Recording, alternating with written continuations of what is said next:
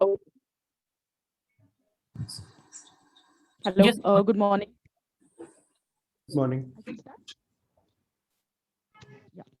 So this is Dhwani Champaneri, and I'm a BMS graduate into finance, and mostly looking forward. Currently, I'm looking in my opportunities into financial modeling and valuation. So Okay. yeah, this is the reason. Mhm.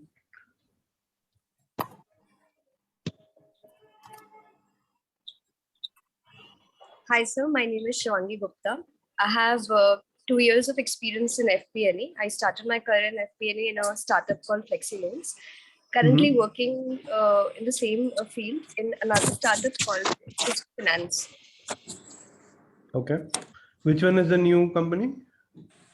It's on EMI Technologies. It's also known as Shift Okay. Finance. They are launching a new product called Ring. It's basically a BNPN model startup.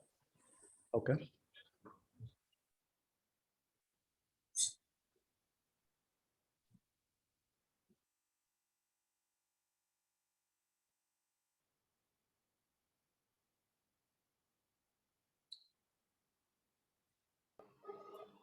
Ritika आप बोलिए, Ritika Mittal.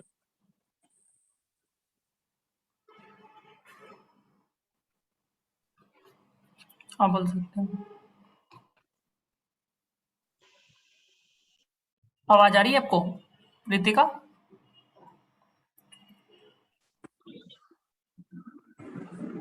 I think it's fine.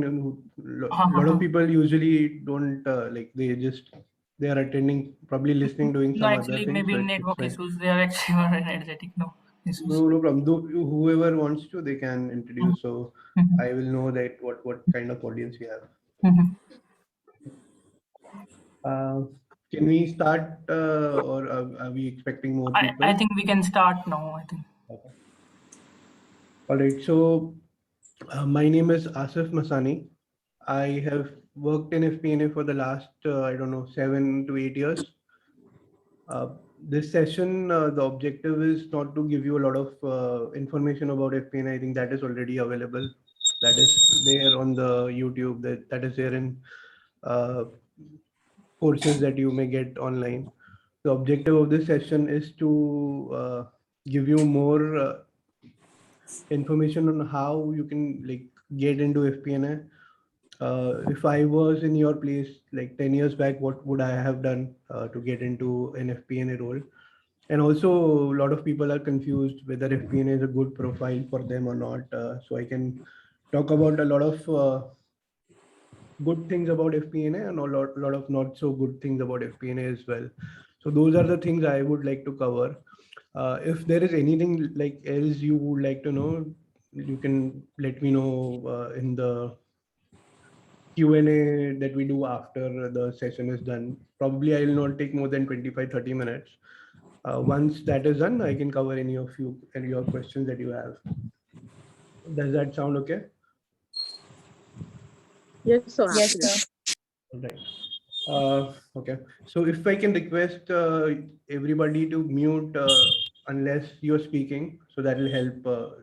Probably there might be some background noise, which might distract everybody. All right. Awesome. Okay. So let me start with the FP&A role first. So FP&A role. Before I do that, let me share my screen.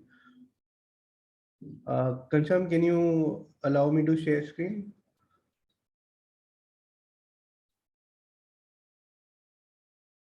Done. Okay. Okay. So basically, FP&A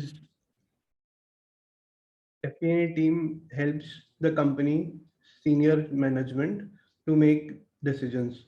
What they basically do is they act as a bridge between your business teams. Your business teams are your sales teams, marketing teams, product teams, engineering teams, and other support functions as well, like HR, operations. So these business teams, they cannot directly interact with the senior management because of several reasons. Like they are I mean, the senior management do not have time to directly interact with so many people. Also, the way they will share the data, that will not be very easily understandable, or it will not be summarized or concise in a way that it will help the senior management to make decisions very quickly. So that's where the FP&A team comes, by helping the senior management or the senior leadership to collect all the information from the various business teams, present it in a way that is easily understandable for making very quick decisions. And they do this by these three functions. The first one is budgeting, second one is forecasting, third one is management reporting. Budgeting, what they do is every company creates a budget before the year starts. So for example, for 2022 financial year, there must be a budget exercise 3 months or 4 months before the year starts. Here, all the company departments prepare their individual budgets bottoms up.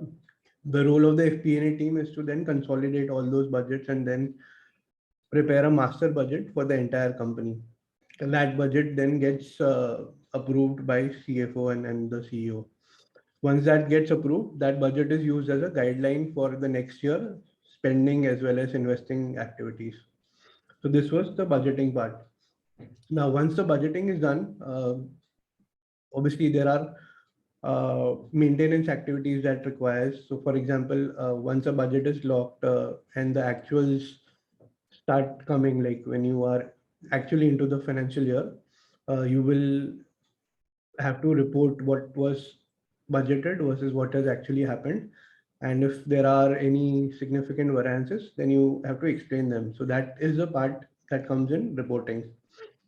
Now, along with reporting, we also do something called as financial forecasting. Financial forecasting is very similar to budgeting. Only difference is that you do that very frequently and it is not very detailed as compared to the budgeting exercise. So what do you do in a financial forecasting is basically you have a financial model. It can be in Excel, it can be in a budgeting tool, and you basically update that model on a monthly or a quarterly basis. Some companies do it on a monthly basis. Some companies do it on a quarterly basis. So for example, if you are doing a forecast in say Q1, you will have 1 quarter of actuals and the remaining 9 months or remaining 3 quarters will be a forecast. So this is in brief what FP&A team does. Now, let me talk about how FP&A teams are structured. So FP&A teams are basically structured within the CFO organization. So CFO has the controller or the accounting function, the taxation function, the treasury function, and the FP&A function.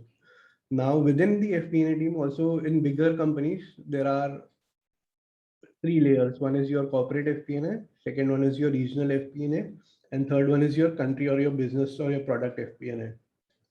What happens in bigger organization is that you have a business FP&A team which works in a particular business. Say for example, a company has 3 or 4 products. So there will be one specific FP&A team for one product. Then you will also have a regional FP&A team. Say for example, if the company is international, it will have a Asia team or a EMEA team or a North America team. That team will then interact with the business FP&A team to consolidate all the products, financials and budgets and forecasts, and then prepare a regional level budget and forecast for the regional head to review and make decisions. Similarly, there is a corporate FP&A team which is on top of the regional FP&A team. This team, what it does is it consolidates all the regional budgets and prepares one single global budget that is then used by the entire company. Mostly it is used by the global CFO or the CEO. So this is how the team is structured. So this is all in terms of the basics that I wanted to cover before I start in terms of is FP&A a good role, or what are the pros and cons of FP&A? So before I do that, are there any questions on FP&A, like the basics of FP&A, what do they do and what is budgeting or what is forecasting? So you can type in the chat and I'll probably take those questions along the session as well.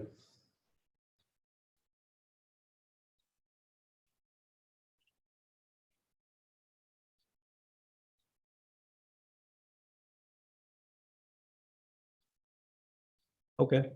All right.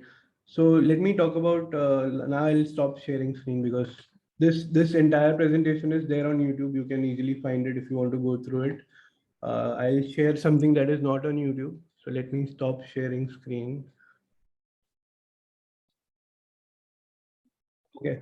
So a lot of people actually ask me, is FP&A a good role for them or not?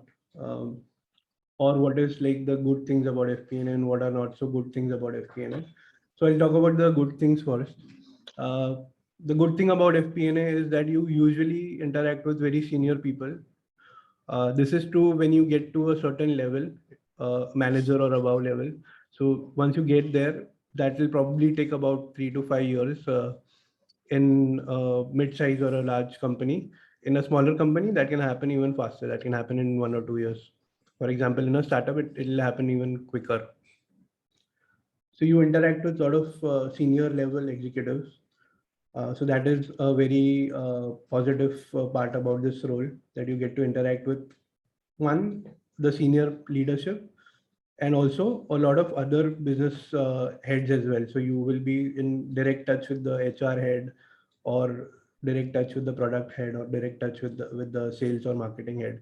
So that is a good part about this profile. The second good part about FP&A is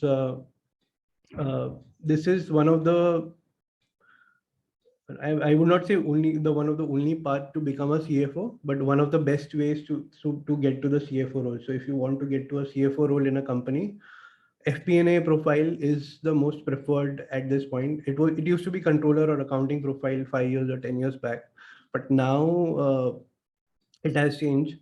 And I see a lot of FP&A heads becoming CFOs in the companies after they are with the company in the FP&A department for say 5 or 7 or 10 years. Again, this is longer in bigger companies.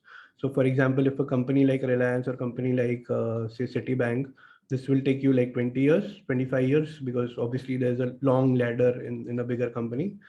But in a mid-sized company like I work with, you can get there probably faster in 10 to 15 years. So that is the second good thing about FP&A, that you can get to the CFO role through this route. There's a question from Rohit on the chat, sir. Thank you so much. Can a commerce graduate start in FP&A as a fresher, or any experience is required? Okay. So this is something not in our control actually, because a lot of good companies require some minimum threshold.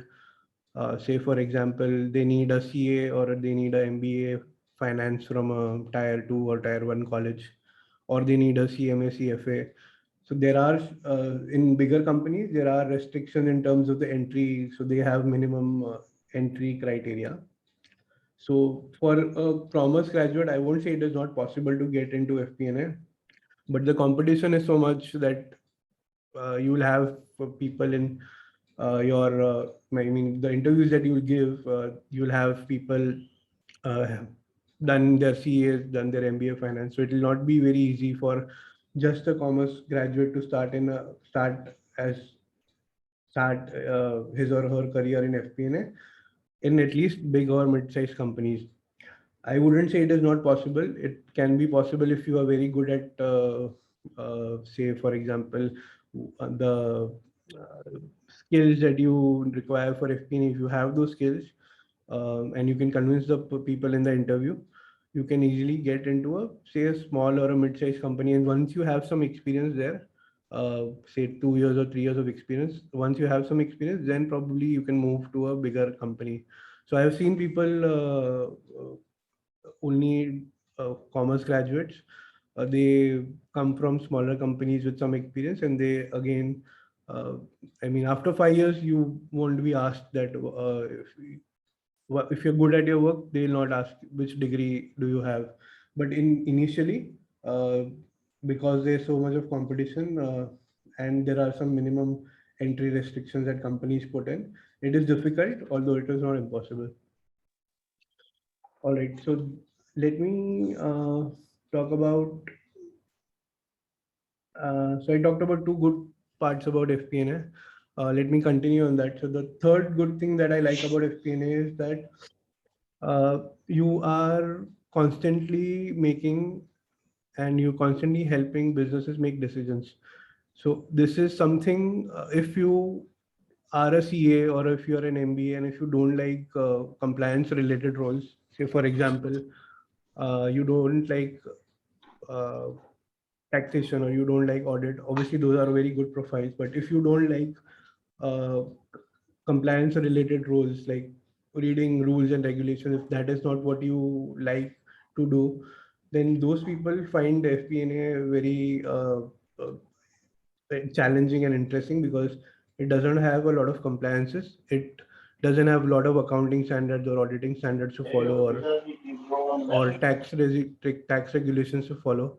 So it is all conceptual. It is all very intuitive, and it is just using your finance knowledge, your finance skills to help make decisions. So that is the third good part about FP&A. Before I go to the not so good part, I would like to check if there are any questions on the good parts, like the three things I talked about. One is the CFO route. The second one is that you get to meet with a lot of people in the business. You get meet a lot of people uh, uh, in terms of like expanding your network. And also we talked about uh, that it doesn't have a lot of regulations or rules like you have in accounting, taxation, and audit. So Ritika has a question. FP&A sort of a strategic role. FP&A is closely related to strategy. So what happens in a bigger company is that you have a separate strategy department. You have a separate strategy team. These are people who are coming from companies like McKinsey, Bain. So they have strategy experience. So you work together with those strategy consultants and help them in terms of building their strategy because they don't have any financial, I mean, they do not have a lot of finance background like you do.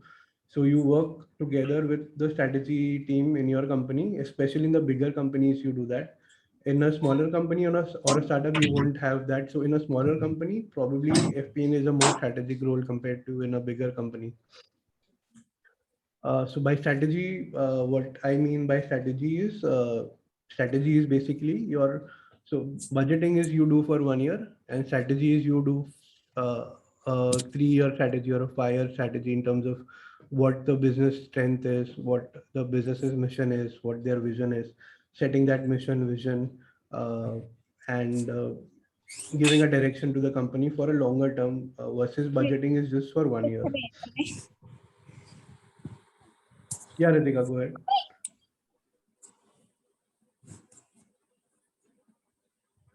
So in short, the answer is that in smaller companies, it is more strategic because you don't have a separate strategy team.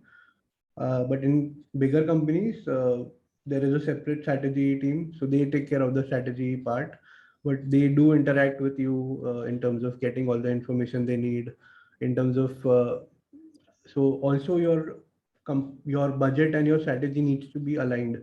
So your 3-year strategy has to be aligned with your 1-year budget. And if you change your budget every year, they'll also have to think about revising their strategy if your budget is different from what it was last year. And similarly, if they change their strategy, you will also have to figure out that if you need to make change in the budget. So there is a lot of interconnection between strategy and budgeting. Even if you're not doing the strategy part, you will definitely closely work with the strategy team in your company.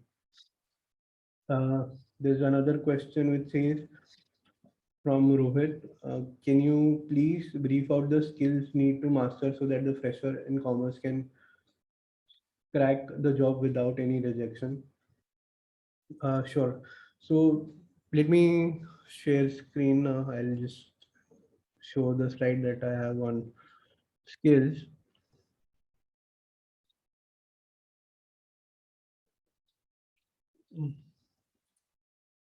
So these are the broad skills that are required for FP&A.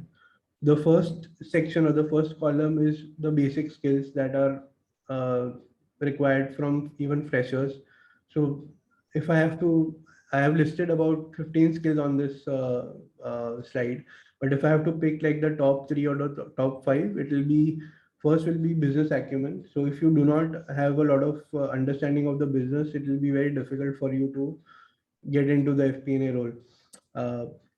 So understanding the industry and understanding how the company is structured, how the company is making money, how do they make their revenues, what are their costs, is something which is the very basic skill for any FP&A professional. So if in the interview, if you cannot show that you understand the company and understand the industry well, probably it will not be a very good start to the interview.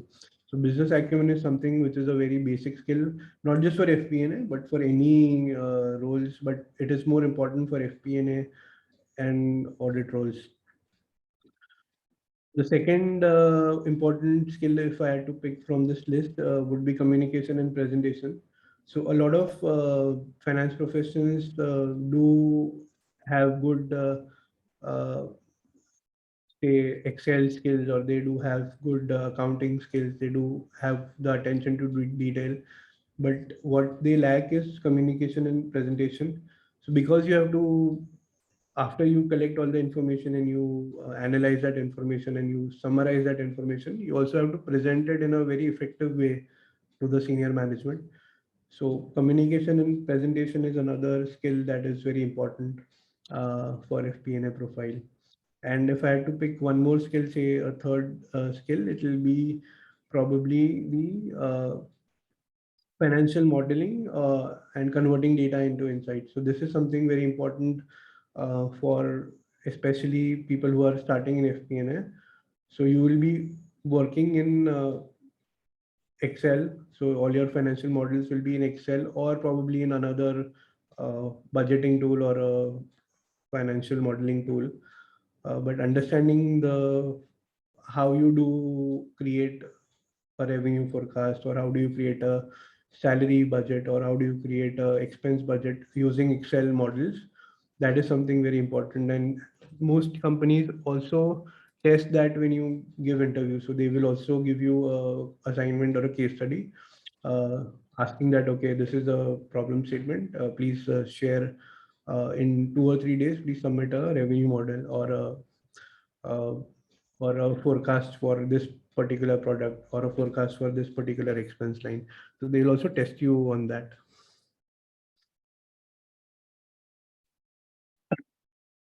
Okay, so that was the question.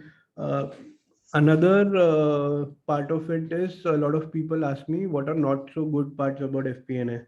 So what I've heard and also personally experienced is that if you go for a FP&A role in a very big company, initially for the first 3 or 4 or 5 years, until you get to a managerial level, the task that you do might look and might actually be a lot repetitive and also process driven. So you might initially feel that, like, for the 1 or 2 years or 3 years, that you're doing like the same task again and again, because generally this happens in every role. The freshers who join, they are given the most basic task, and that's how they also learn, and they show that they are ready for the next level of responsibilities. So this is also true in FP&A. So in the this is applicable to bigger companies, not to smaller companies and startups. So in bigger companies, the role for the first 2 to 3 years until you get to a manager position or a senior analyst position, it will be very repetitive. Like, people at the manager level or the senior manager level or the associate director level, they will actually do all the business partnering work. They will actually prepare the budget. They will actually do all the good things that you want to do, and they'll give you all the Excel work or the PowerPoint work, or like doing the presentations. So I see a lot of people get disheartened in the first 1, 2, 3 years but that should not like that is true for almost any finance role. This will be true for even audit. Even if you do your internship in audit, in the first 1 or 2 years you do vouching, verification, stuff like that, and then after you are into that role for say 2-3 years, then you get to interact with the CFO, then you get to prepare the audit report. So that is again true for FP&A as well. The second not so good part about FP&A is this is specifically for offshore roles, not roles which are directly business facing. So a lot of companies, FP&A departments are outsourced in India because India is the biggest center of excellence, or a lot of MNCs have set up their offshore units in India. That's the reason a lot of roles are now outsourced in India in terms of FP&A. So if you are in such a captive setup, as we call it, there it will be slightly difficult for you to understand what's happening in the business, because you will be in the background, like you will be in the offshore setup. But again, this is not something very bad. Like this is if you're not getting a role in the front end or in a front like in the business facing part of it, I would suggest you, if you have no option, you should start here, and once you have like 1 or 2 or 3 years of experience, then you can show that experience and then move out of it and then come to the front end. So that's what I also did. I was also a part of onshore setup in the initial 2 to 3 years. Then I got some experience and then moved out of it. But yes, if you stay there for say like 10 years or 15 years, then it will be difficult. So if you like it, then probably you should stay there. If you don't like that kind of setup, then you should decide very quickly, like in 2 or 3 years, that you have to move out.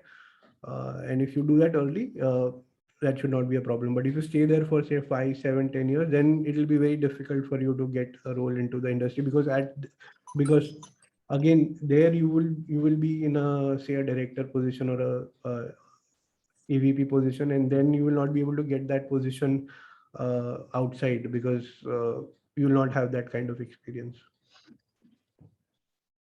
Asif, sorry to interrupt. The meeting will end in 1 minute. So could you please all rejoin the same link? 40 minutes. Yeah, sure. It will be, yeah. Sure. So do we rejoin now, or do we Yeah, wait for 10 now, minutes? just now. Yeah, everyone. Okay.